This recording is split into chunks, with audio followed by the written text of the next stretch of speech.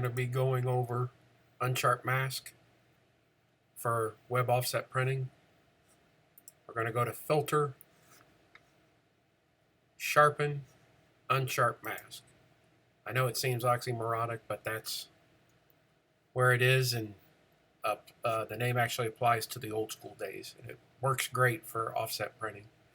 So we're going to go with these numbers, 100, 4, 0, and you'll notice we'll go ahead and hit OK, and that is after, and I'm going to hit undo so that you can see before. Then I'm going to hit redo so you can see after. Helps a lot. You really don't want to be doing it too often. It'll over sharpen it, but you can see as a lot more detail came out. If you're doing digital printing, you can apply this too, just lower the numbers. Thanks.